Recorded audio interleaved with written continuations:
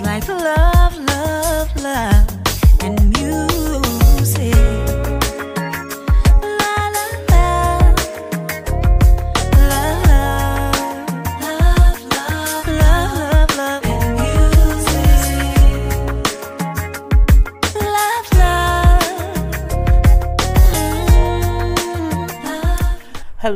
Hello, everyone. Thank you for tuning in. I am Jay Lee. This is Jay Lee's Corner. This is my review for part 1 of the Bobby Brown story that came on today on BET. And I was like, am I going to review this? Like, do I want to review it? I honestly did not even want to watch it today. I was going to watch it tomorrow, all the way through with part 2. But I ain't got time for all that because tomorrow we got Greenleaf and Black Ink Crew, and I got to do, it was just a lot going on. So I said, let me just watch it. I watched it all the way through. It was an entertaining movie. I'm not going to go play by play. This is not going to be like one of my regular reviews. I'm going to bring up what I can kind of remember. I do have notes, so I'm going to kind of go through too, but I do want people to watch it. It was just as good as the new. Oh, if you have not done so already, please take a moment to subscribe to my channel. And do not forget to hit the notification bell that lets you know when I have new videos. And when you subscribe, look around, watch other videos, comment down below in the comment section, share the video, like the video. Okay, do all of, rate me, all that good stuff. Okay. Anyway. So yeah, it was just as good as the New Edition movie. I think for me, like Woody McClain played Bobby, Gabrielle Dennis played Whitney. I'm still mad at Gabrielle Dennis. Gabrielle was Derwin's baby mama on The Game, and I have not liked her since, not liked her, but the characters, I always remember her from that, and I always say I'm so mad at her for getting pregnant by Derwin and messing up Derwin and Melanie. But yeah, she's played other stuff too. She was in, what else was she in? I know she's in Luke Cage, you know, since she plays the daughter.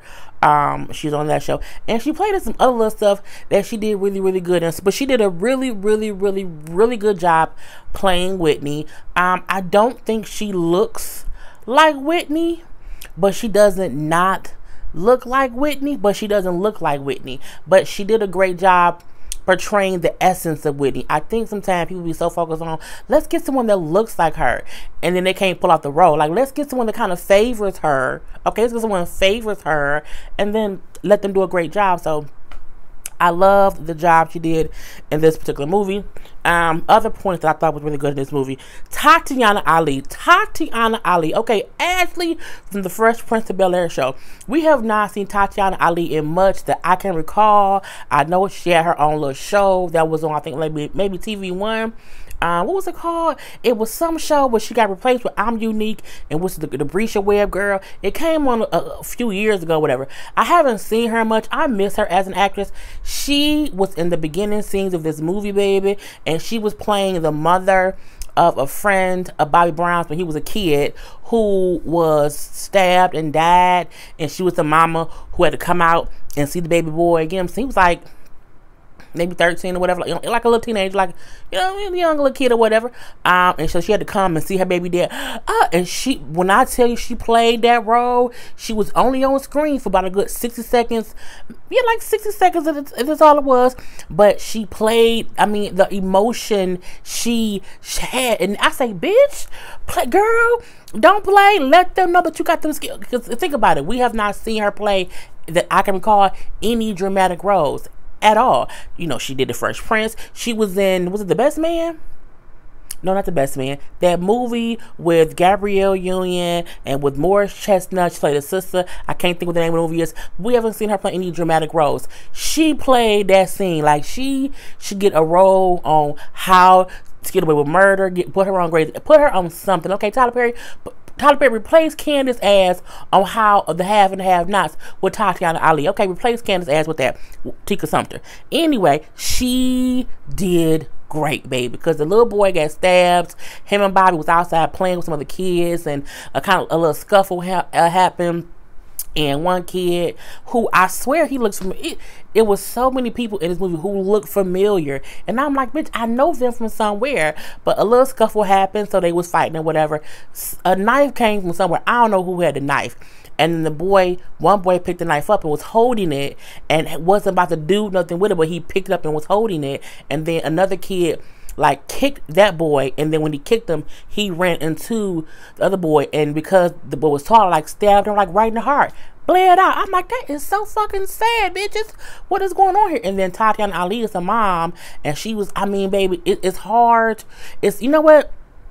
It's not easy to cry and scream authentically, okay? It's difficult. Anybody can scream and make the noises, but she brought up the emotion that a mother would have seen her child laying there dead. I say, baby, the first that scene made me say, no, bitch, review this today. Okay, so if you have not watched it, it's worth watching. So we see the whole thing.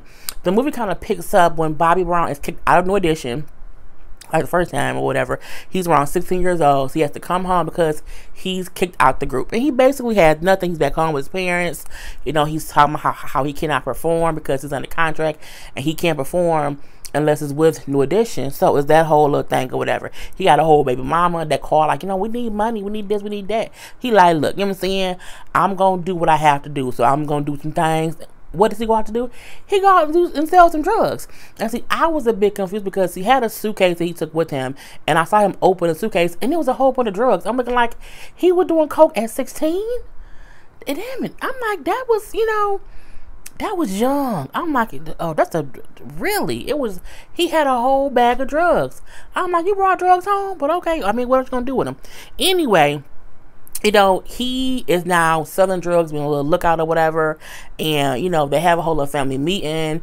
And his mom like, you know what, fuck this shit. You know what I'm saying? We suing everybody. We suing him, her, them, all, we, us, everybody. We suing the record label, New Edition, the tour group, the clothes maker, everybody. And they gonna wish they ain't fuck with us. They gonna pray that they don't never see me again. And she was I said, okay, Mama Brown, say that shit. You know what I'm saying? We see Mekhi Phifer is playing Bobby Brown's brother, Tommy. I remember seeing Tommy on when him and Whitney had that show. He favored Tommy a little. I mean, he still looks like Mekhi Phifer, but I can see where they kind of got it from. You know what I'm saying? He brings up how, you know, New Edition thinks Ralph is the star. They think Ralph can be the solo person. No, you the star. You know what I'm saying? It's you if we get you the right stuff behind you. Okay, cool. So, you know what I'm saying? We see him in the club hanging out in his old hood. And you know what I don't like? I don't like when famous people put themselves in places they should not have been. I'm like, Bobby, I don't know if you should have been there. Like, because sometimes people, and I said that because sometimes people be looking for shit. Okay, they be looking to fuck with people. Okay, let alone a person who was in the hood, left, and now he back acting like, you know what I'm saying, ain't nothing changed. And some people be jealous. It ain't right, but it happens. And sure enough, it's a whole jealous ass dude in the club. Now, see, the funny part about that is the jealous dude in the club who came to like bump, like run or whatever, call him a scrub. I know of him. I'm not gonna say I know him. We were in a Facebook group together, and that's all I'm gonna say. And you know, yeah. Anyway, so he don't like, oh, this Bobby Brown. Oh, you think you tough? You know what I'm saying? I can't hear you. You broke. So Bobby Brown like ragging him or whatever. Dude got a gun. Now he big and bad. It was a little scuffle, whatever, but no one gets hurt. And we see that whole situation. So he was a whole hater in the club when Bobby Brown was 16 years old. But, you know what I'm saying, it was what it was. A whole little scuffle, shots rang out, but everybody was okay. You know, we do see how Bobby like is sneaking his mama's gun, and his mama sees him, and he like, you know, I have to do this. She like, you ain't gotta do this shit, brother. Me and your daddy out here working or whatever. Do we have to do? He like, y'all ain't the only ones. I'm like, Bobby, calm your ass down. You know what I'm saying? It was this scenes between him and his mom. You know, his mom like, you don't have to take this route to be out here selling drugs or whatever. You can be better than that. And him like, y'all did it too. Like, I remember back in the day when grandma had the cakes or whatever, and my friend telling me your mama ain't only selling them dinners because they was also selling drugs back then.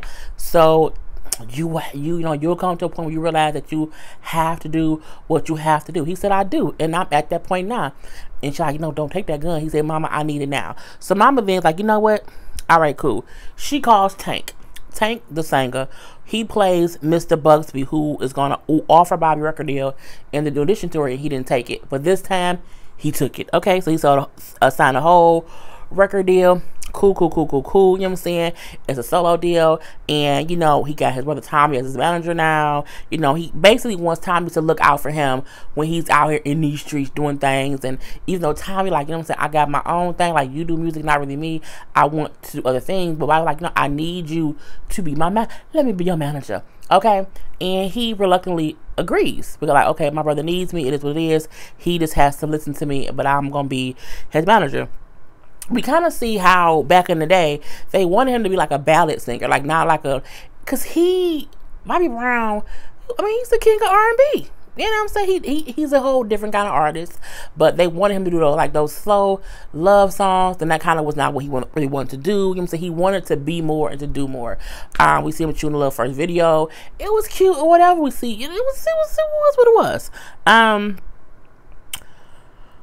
We see he was like hanging out with Ralph. I'm trying to see what I want to talk about. He was hanging out with Ralph, and he comes with the thought that he does not want to be this cookie cutter singer that they're trying to make him out to be. The song he released wasn't really good or whatever. So he's like, I want something different. You know what I'm saying? He starts, please, I want the beats that rappers have. And he starts playing the show by Dougie Fresh. Excuse me, Dougie Fresh. I'm saying that whole thing. And I love that song. I'm sorry, y'all. I'm getting all caught up and thinking about New Jack City. Anyway, he's like, I just need the right producer to get me the right sound, and what I want, they don't get it yet. So his people bring him like L.A. Reid and Babyface, and he like, no, I want Teddy Riley. I want Teddy Riley. And the funny part, when the dude said, who? This is so long ago that they don't know. Like, Teddy Riley isn't Teddy Riley yet. He was an up-and-coming producer. He did Keith Sweat at that point in time and some rappers. But they're like, you're not a rapper, bro. You're a singer. He like, no, trust me. I got this whole idea. And so they trust him to do whatever. And you know what I'm saying? I had no idea back then that Teddy did the stuff that, Babyface L.A. Reid. I didn't know that stuff back then, because back then you didn't really ask who's the producer, like who produced that. No, you just like the song. So I didn't realize that until this whole thing. And we see he's in the booth with LA and Babyface, and they like, do it like this. Like, nah, man, look, trust me, let me do this. And he was singing. I'm like, what fucking song is that, bro? I don't know what it is. And it was, I wanna rock with you, baby, all night. I'm like, okay, but I didn't recognize it. I also like how they didn't use Bobby's vocals. Like, they had Woody do his own vocals, and they just, mess with him to make it sound like more like Bobby. But I kept laughing too, because I'm like, Woody, so damn stupid. Anyway, we also see him doing, My Prerogative with Teddy. And, we then see how he gets his brother to book him on the New Edition tour, which I thought was smart, because if you think about it, New Edition at that point in time was huge. So why not go on tour with your old tour people? Because you're going to have tons of people at the show who will hear your new music, and he was on the opening act. But I'm like, because at that point in time, he was Bobby Brown, but he wasn't Bobby Brown with the album that came out later on. So, we do see him performing. I like how they had him do like different performances of different songs. He did My Prerogative. Did he do the Ghostbusters thing? He did a couple. What song he did that? He did another one. I can't think of what it was, but he did a couple different performances that we have saw Bobby do, back in the past or whatever. It was cute. He was dancing, he was singing. Tell me why. You know what I'm saying? It was. He committed to the role. Okay, you see some movies where the person like don't really be dancing. It be some bullshit. They be cutting away. I'm like, no, Woody did the damn thing. Even though, again, I kept laughing at each performance because I follow him on IG. And y'all know, if y'all follow him on IG, he does a lot of skits. He makes a lot of songs. He had a song called about Uno. Bitch, I downloaded it on Tidal. Yeah, he had one called, it was one called Uno. It was just a couple of different songs that he did, like little funny songs, but it was songs. So every time I kept seeing him dancing, performing, it kept reminding me of his IG skits and stuff. But he commits even in the IG skits. But the whole, you know what I'm saying, draw two, draw four, Uno, skip. It was just so, it's a funny ass song. Anyway, so the performance was great, you know what I'm saying. He wanted to go double platinum before New Edition went platinum. We see that he like had to come with a whole plan for that. So he's in Georgia, and the cops like, you know what, you know, in Georgia you can't do anything that's sexually explicit. He like, so if I do this, I'm gonna get arrested. They was like, you know what, don't worry about it. I'm a family man, like this my baby mama, like I'm good, don't worry about it. He gets on stage and he pulls the girl up on stage. He humping the floor. He's simulating that he's eating her out. He then picks her up and got her, you know, on him or whatever. And of course he gets arrested. But he gets arrested, his album goes triple platinum, and you know what I'm saying, he's happy. He planned to get arrested to sell more albums. I'm looking like he's almost a little bit of a genius. So, you know, he was about his parents' house. We see that whole thing. We see Lil Rel that's in here. Lil Rel is playing like his business money manager, basically. That's so cool. We see how he was going to get a cameo in Ghostbusters. I don't remember seeing him in that. I saw Ghostbusters, but it's been so long ago. He probably was in it, and I just didn't think about it. But they show him like on the set of Ghostbusters, and he's like in the trailer like fucking two girls, and he's supposed to be coming up with the song to perform, and he's fucking two girls in the back. His friend is sitting in the front smoking weed. Tommy come walking in like, ain't you supposed to be doing a song?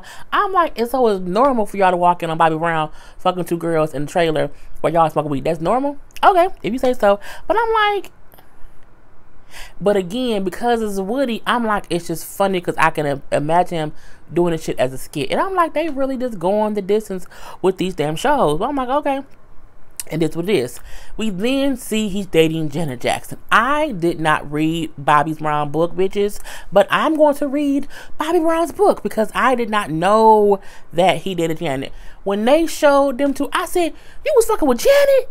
I did not know. Again, think this is back in the 80s. There weren't social media. I didn't know. And I think even back then, like, I was born in 82. So, you know, I wasn't like reading, you know what I'm saying, tabloid magazines or whatever. So I was shocked to know he was dating Janet, even though I know the story of what he said within this whole scene. And I'm going to talk about hit the blogs or whatever. This is the reason why I'm gonna get his goddamn book. So he's secretly dating Janet Jackson, and supposedly the song I Want a Girlfriend, that ain't my tongue, but whatever, was supposedly about her. Even the song he did, you know what I'm saying, the song I just said earlier, what was it called? I wanna rock with you, baby. That was song was about her too, but he was talking about her to where people did not know. So he's secretly dating her, you know, even though he got a whole pregnant girl. And now the girl who plays his baby mama is Tasha Skanks from Greenleaf. She's also the same girl who we know was caught on camera with T.I. smacking her ass. But I'm like, Tasha, I don't like you, girl, but whatever. So at this point in time, he's dating Janet Jackson. He is, he got the girl pregnant. So Tommy like, bruh, you know, she is not a regular girl. You can't be messing around on her. Like, she's a star. He like, I got it, don't even worry about it. So he pops up to her house. Now Janet, the girl who played Janet, she could favor Janet back in the day. It was what it was. But you know it's her because her hair was and the earring that she had with a key on it. So he pops up to her house, and her maid like, Miss Jackson, you have a guest? And then she makes a meaning it's him because that's how his hair was back then. And she's like, no, because her boyfriend is there. Now I don't know who it was that she was dating at that time. He kept saying like, you're dating a backup dancer. I remember her dating like a photographer dude, but I didn't think he was a backup dancer. And I'm like, I don't think the Bard was a backup dancer. I'm like, I might have been, and I ain't got time to Google the shit. But, you know, he kept referencing how he knows that she has a whole boyfriend, but that she don't really want to be with, and they messing around. So when he pops into her house for her birthday with a brand new car, with a bow, and she like, you can't be here, you know. what about our discretion? I'm like, you gonna really be whispering like Janet Whisper? Okay, whatever. So, you know, she's like, you have to leave, whatever. Don't worry. I like the gift, but I can't take it. I'll make it up to you. He's like, how you gonna do that? And then it's a full-on scene of Bobby Brown fucking Janet Jackson.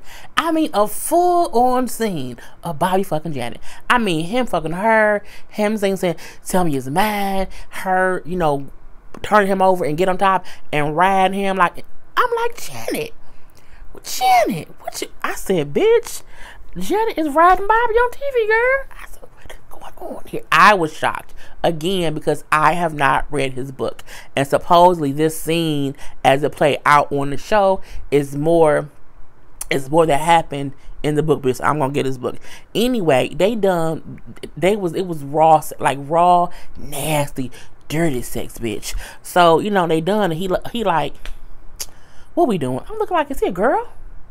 And she like, what? He like, you know, we like each other. We have feelings for each other. But you know what I'm saying? Is you gonna really marry him and have me on the side? And she was like, you know, it's not that simple. You know what I'm saying? There are other things to consider. And then he's like your family, they don't want to be with me. You can't be with a hood nigga, whatever. You know what I'm saying? Is it because I'm black? She's like, what? When he said that, it made me think back. I'm like, wait. Thinking back to who Janet has dated her whole life. I'm like, Jermaine Dupri was probably the blackest person she ever dated. And I don't even mean that. I mean that race-wise, and I mean that color-wise, and I mean that, you know, just wise-wise. I'm like, she has always dated, you know what I'm saying, off, like, you know what I'm saying, black adjacent, okay?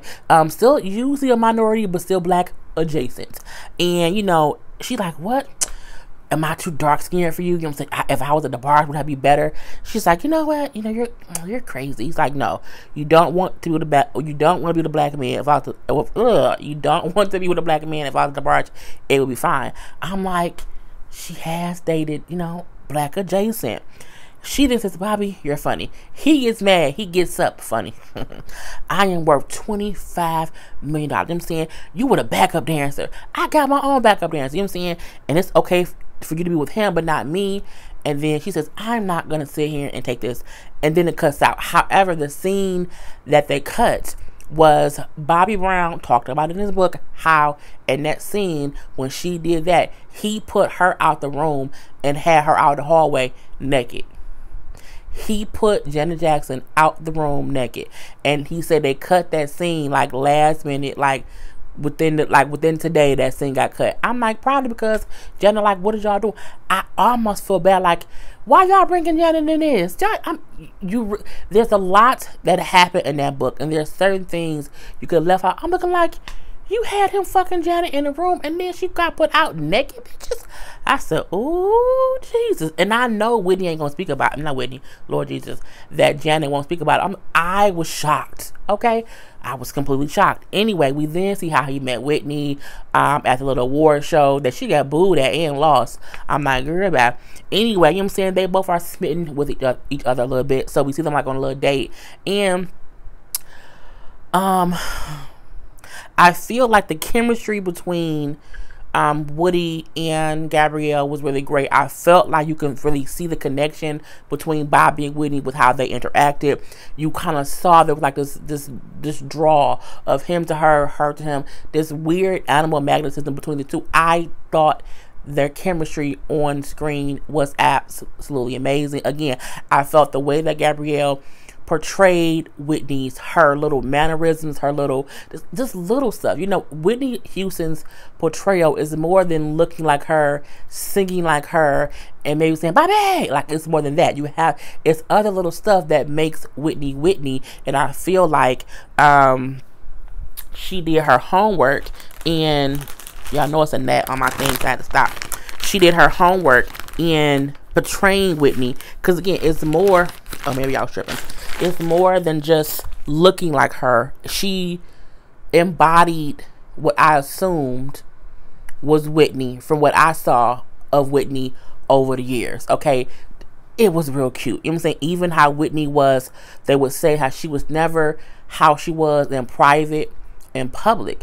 And the little things that I'm like, that is so cute. It was just really, really cool. You know what I'm saying? And the weird thing was even how he felt like she did not want to be seen with him based on how Janet used to act. And when they ran into Teddy Riley, how he was like, oh no, we on a date. She's like, yes, we are. And he like, you don't mind being seen with me? And she was like, no, if not, I wouldn't be here. It was just cute. You know what I'm saying? And from that moment of them having this little this chemistry, then they doing, okay? But they wasn't fucking. Janet and Bobby was fucking. Whitney and Bobby made love. It was complete. They was doing it to tender love. Tender love. Oh, so it was cute. It was cute. It was sexy. It was meant to be what it was. Meaning he was in love with Whitney and he really was just fucking Janet. But I would feel some kind of way if I would feel, yeah, couldn't do it. I'm like, what? Did Janet watch this? Did she watch it and say, I didn't get on top of him? That's not true. I just wonder. Anyway, you know, we see him waiting with dating for like 3 years. So that whole thing. And he got a whole baby mama and that whole thing. And he was talking to his family with her. They're like, when did you gonna propose and marry? Like, y'all been together for 3 years. She's Whitney fucking Houston, bro. What you waiting for?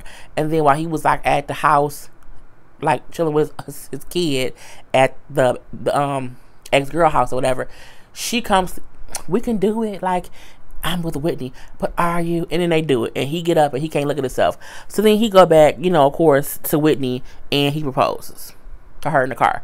They have talked about him proposing over and over, like for years and years and years. So we see the whole thing. You know, even her then to find out she's pregnant. Then we see Bobby being convinced or being told that he should not be signing some kind of paperwork to where he's kind of giving Whitney control of his money. I'm like, that was stupid as hell. The brother like, did you call Kim? No, I didn't call Kim. You should go to call Kim. Why I gotta call Kim?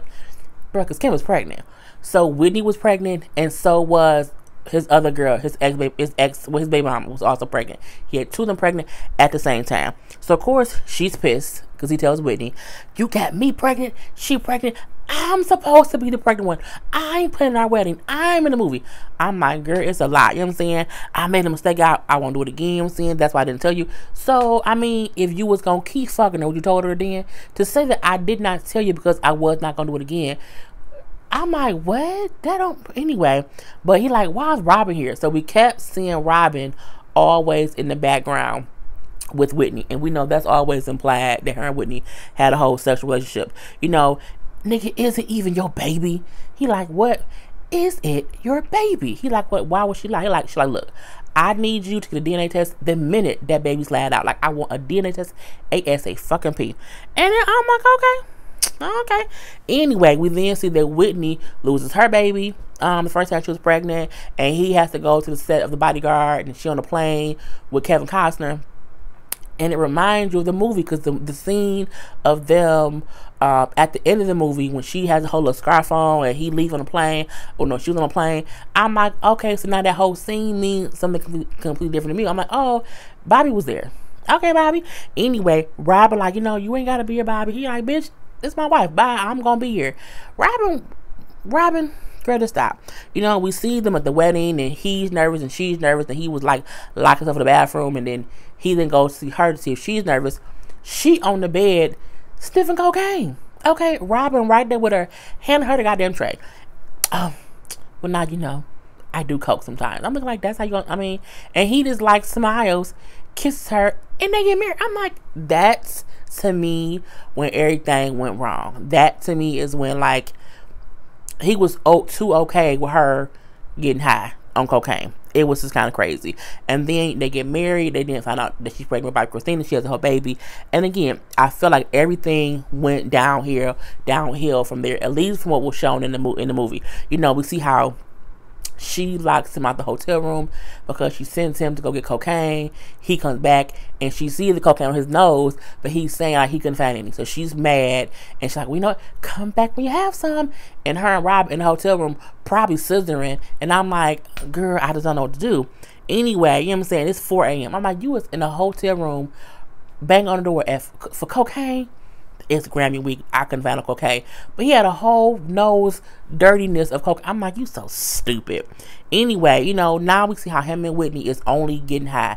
They hold up in that house, getting high all the goddamn on time. And so high, he has not paid that note on his parents' house in Atlanta. So the parents telling Tommy, we got an eviction notice. It's the second time, whatever. It's some bullshit was going on. He like, look, Bobby out there getting high. Like, he getting high. Like, high cocaine, like real high all the damn time high. He high. They been housed. They have a drug dealer who comes and drops off the drugs in their mailbox. The nannies who's keeping Bobby Katrina is real bad. Like, I go weeks or months without seeing or hearing from him because they just locked up in their house doing drugs. I remember those days. I remember when the little chatter started about how high they always were. I remember those days. Okay, it's kind of crazy. The mom like, this is your fault. You know what I'm saying? You were supposed to be watching him. This ain't my fault. So then they argue, whatever. She like, look, go fix it. Whole little thing. This part was crazy to me. You know, there's a scene where they in the house high. Okay, they high.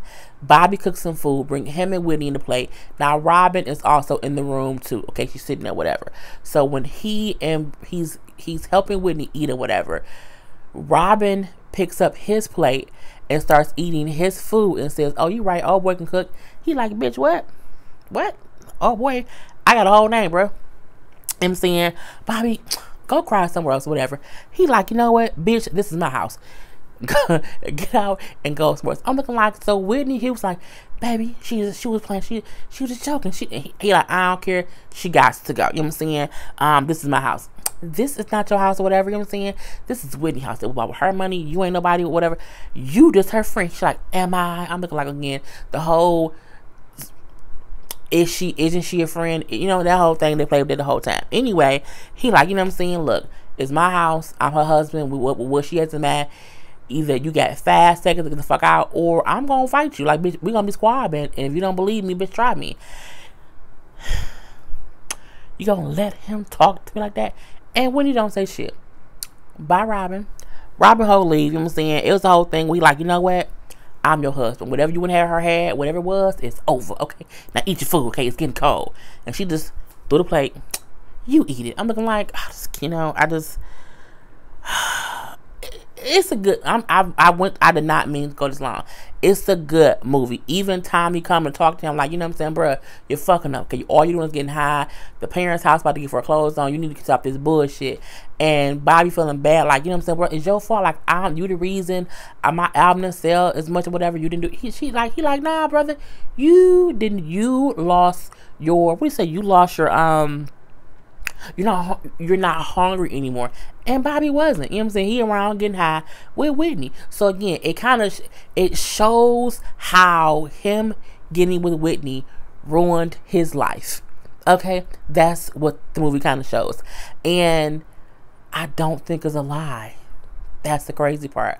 I think them together being high was never going to work. Like, if she was just getting high and it wasn't him too, or even if he was just, once they started getting high together, it was downhill from there. So Bobby like fires his brother or whatever because he's high, he's crazy.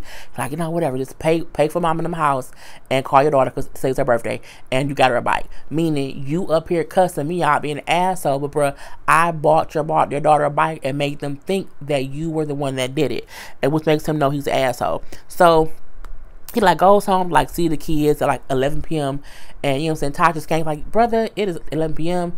You not sober. They sleep. It's school night, bro. Come back when you sober. Bye. He's then hanging out with his sister's fiance, played by Lance Gross. And I'm like, Lance's voice, I wish would change. Like, whenever he's talking, I'm like, that's Lance.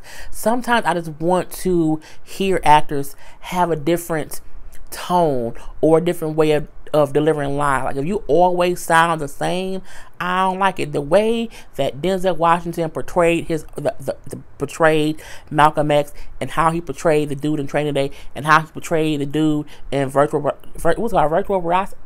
something years ago.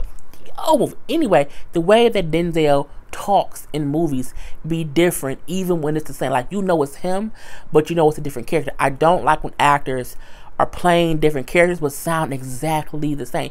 You always sound like Lance, and I want you to sound like someone else. The only time he did not sound like Lance was when he did that movie, the Blakely story. When it was him and Lil Mama, he sounded different a little bit in there because he sounded like a killer. But I need him to do something. Anyway, you know what I'm saying? They sitting in the club or whatever, discussing how or why he wants to marry Bobby's sister.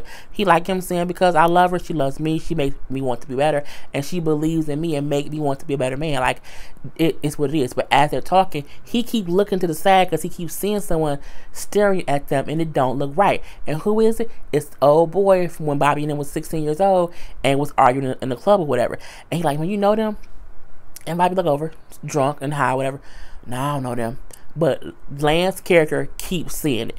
So they leave. Bobby too drunk to drive. And as they're going to the car, Lance's character sees a car sitting there. Like he see a car like sitting and waiting to do something. And he looks nervous. And he stops. And he like, man, you alright? Yeah, I'm good. And they get in the car. He then give Bobby a gun and say, man, hold this. And then a car pull up. And shoot the whole car up. Kills Lance's character. Kills Bobby Brown's sister's fiance. Bobby runs off, but as he's running, he's shooting at them as he's running. And it's the equivalent of the dude knew something was going to happen. He knew that Bobby would need a gun to protect him, even if he did not have it to protect his own self. And he died. And then the sister come down to the hospital like, where is he? Where is he? What happened? Where is he? And like, he gone. I'm so sorry. The sister's fucking devastated, bitch. And Bobby keeps on, I didn't do nothing. They're like, you didn't have to do nothing. But your ass should not have been in that hood. Again, you were in the neck of the hoods because you wanted to prove that you still gangster or whatever. But you didn't need to be there. Had you not been in that ghetto ass hood where people don't really like you because you rich and you famous, it would not have happened. And not only that, you took her fiance with your ass. So again, the movie is very much so worth a watch, even though I covered more than I wanted to. But I hope you guys enjoy. Put your comments below. I'm going crazy. I thought I was starting that. Put your comments below. And let me know if you watched the movie, if you liked the movie, if you thought the acting was great. I love the concerts. I love the movie. I still feel like it's missing something. I don't know what is missing. I'm thinking maybe because, you know, it's only part 1 and I need the full thing to make it all make sense. I'm hoping part 2 brings something that I feel is missing from it, and that way it'll be a great full experience, because sometimes something can feel like something's missing because it's only part 1.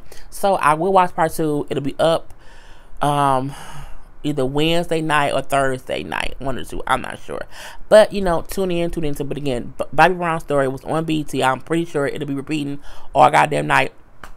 But yeah, check it out. Anyway, I'm done, people. Peace.